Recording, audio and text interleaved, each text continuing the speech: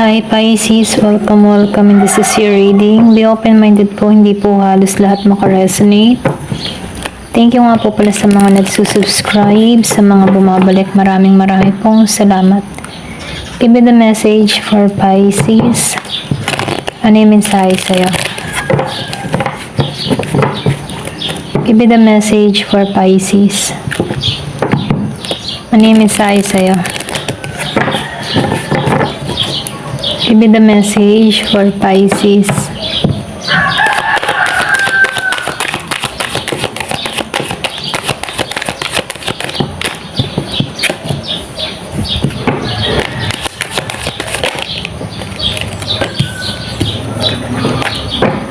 Give me the message for Pisces.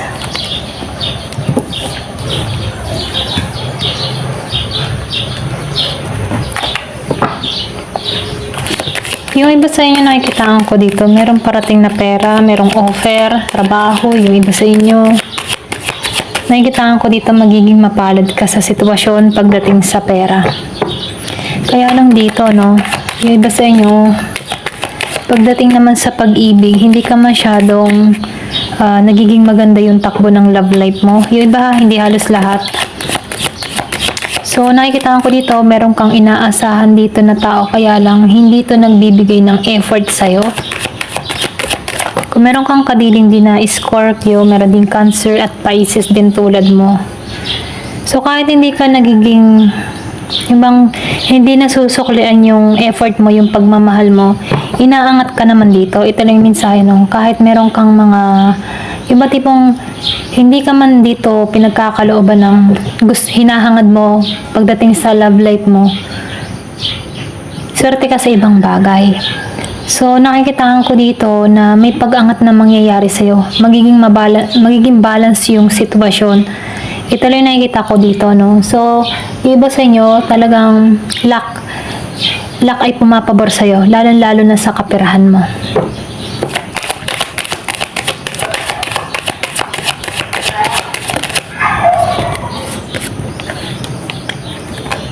Nakikitaan ko rin dito, no, merong lalapit sa iyo, okay? Yung iba sa inyo, meron nag-traitor sa iyo, or meron ditong lihim na may galit sa iyo, okay? Siya yung tipo ng tao na hindi to nakikipag-away ng harapan, hindi to nakikipag-away ng personal, pero meron tong ginagawa sa iyo na lihim. Meron akong nakikitang pagtatraidor ng lihim sa'yo behind your back, okay? So, meron tong ginagawang kalokohan sa'yo. So, 2 beses, merong ginagawang kalokohan. So, nakikitaan ko dito, merong nagtatraidor, merong kumikilos ng patalikod, may lihim na gumagawa ng masama, okay?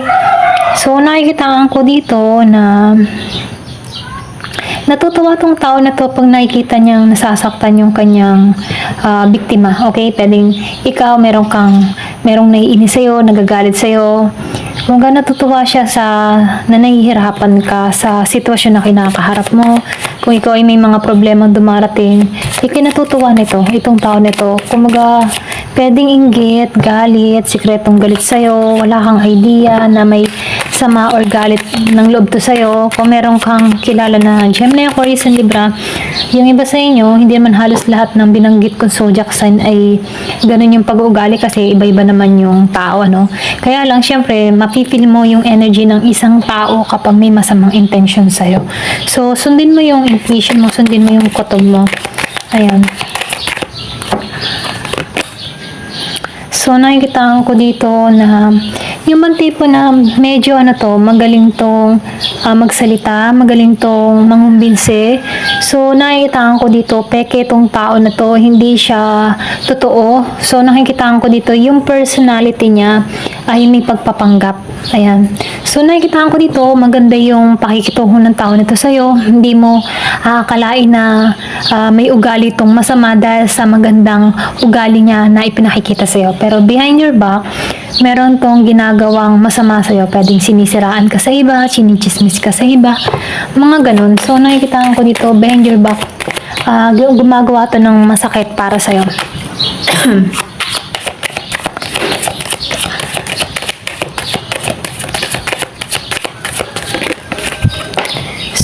nakikitaan ko rin dito, no? Yung iba sa inyo, meron kang tao kapareha, pwedeng malayo kayo sa bawat isa. Yung iba, hindi to nakakapag-sustento sa'yo. Or pwede rin sabihin, meron ka ditong tao na pinagdamutan, kaya ganito yung trato sa'yo. Kung halimbawa, meron lumapit sa'yo, napahindian mo kasi kailangan mo din. Okay? So, meron ditong sumama ang loob. Sumama ang loob sa'yo. So, kita ka ng tao na ito na matapang, matatag, kaya hindi ito nagawa ng harapan sa'yo. Kita niya na ikaw ay matapang, palaban ka. So, nakitaan ko rin dito, merong malaking nangyari sa'yo na pagbabago, transformasyon, lalo-lalo na sa pag-uugali mo, ano? Pwedeng meron kang natuklasan. So, nakikitaan ko din dito, merong hindi balanse pagdating sa pera. Okay, yung iba ha, hindi halos lahat. Kasi mabigat yung responsibilidad niya. Pwede siya yung umaakong ama't ina sa kanyang mga anak. Siya nagkukwenta, siya nagbabudget. So, nakitaan ko dito yung bigat ng responsibilidad ng tao nito. Kumbaga, binabalance niya yung pera na kung ano yung meron sa kanya. Kumaga, binabalance niya to, or pwede rin tinitipid niya to, mga ganun. So, nakikita ko dito yung bigat na responsibilidad ng tao na to. Give me the message.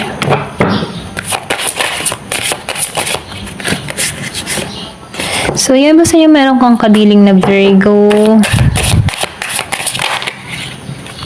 Meron tong hatid na pagbabago sa'yo, okay? So, nakikita ko dito merong pagbabago na mangyayari. Merong magko-comfort sa'yo. Yung iba, kung nahihirapan ka na, pwedeng meron kang kaibigan na ganito, nagko-comfort sa'yo, nagbibigay ng lakas ng loob sa'yo. Kaya lang nakikita ko dito, meron kang sa paligid mo na malisyoso. Halimbawa, may kumpare ka, ikaw ay kumari niya. Kumaga, nagsasabi ka dito ng problema. For example, nagsasabi ka ng problema dito. Nag-share to, parang kino-comfort ka lang niya. Nagmamalasakit to sa'yo.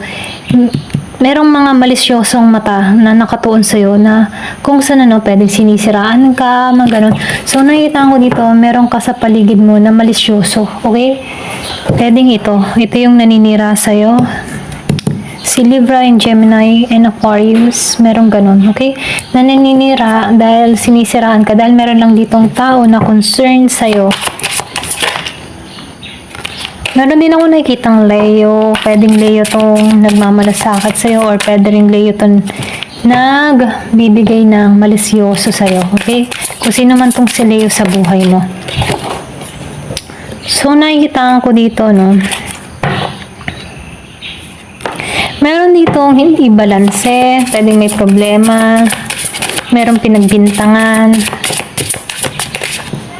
maling pagbibintang, meron ako nakikitang Aries, yung iba sa inyo meron kang kadiling din na Aries, pwede na pagbintangan ka nito.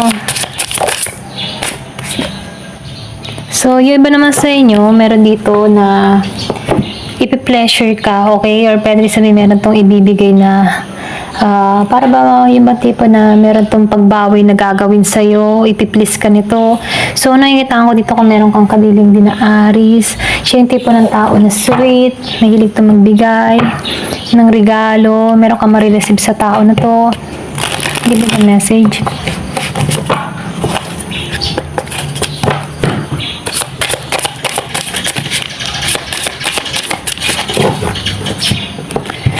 Kaya lang dito, maraming beses mo na itong pinatawad. Yung iba sa inyo, kung meron ka ditong tao na maraming beses mo nang pinatawad pero paulit-ulit pa rin na ginagawa sa'yo. Kaya dito, nagre-reflect yung memories, yung mga alaala ng nakaraan. So, meron ditong tao na matindi yung nararamdaman sa'yo, matindi yung kanyang emotion, masidhi ang kanyang desire. Meron dito matindi yung pagnanasa. So, marami talaga tong marami na tong best na pinatawad, marami din tong option, pwedeng isa ka sa mga option ng tao nito. So, lumalabas mabilis na magmensahe sa'yo. So, nakikita ko dito, medyo ano to, yung bang tipo na sa mga option niya, pwedeng inaan niya to, yung para bang sinasabi sa'yo na, ay wala yun, wala yun, ikaw yung mahalaga, mga ganon. So, ikaw yung importante sa kanila. So, siya yung tipo ng tao na kahit maraming option, kung sino yung kaharap, madali niyang itinatabo yung option niya para sa'yo. Okay? So, nakikita ko dito, magaling tong magsinungaling, magaling tong maggawa ng mga kwento sa'yo. Okay? Ito lang nakikita ko.